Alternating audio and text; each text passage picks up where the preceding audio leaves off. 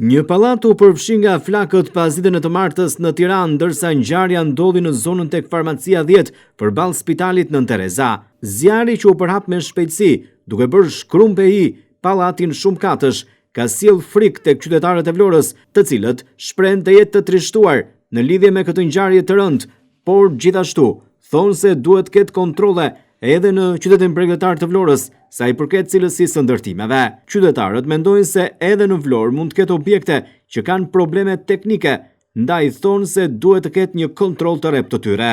Po kështu janë të gjitha pa sigurime vlerë. Edhe këtu në Vlorë beson se? Po kudo marrë shembull njëri nga tjetri. E morëm vesh.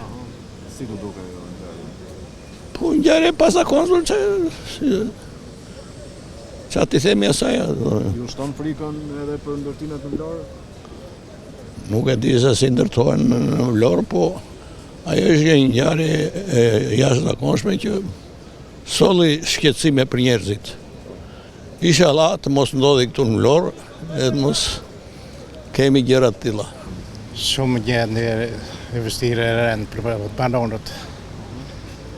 Po si do përballohet kjo? Keni frikë për Vlorën ndoshta se mund të përsëritet? Ka përvaki në ndërtimet. Ka edhe ka përvaki.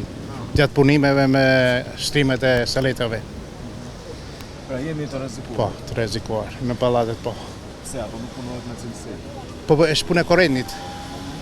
Korrendi është gjithë pika parë është korrendi. E pash kështu për ciptasi, po jo se ndoj këta më.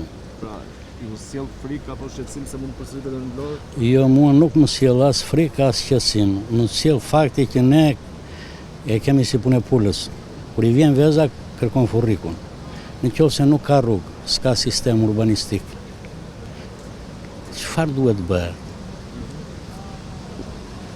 Kështu mendoj unë dhe kjo është fatkeqësi. Po cilësia e ndërtimeve si është? Jam specialist për atë punë, por kur edhe ndërtimet kanë një projekt.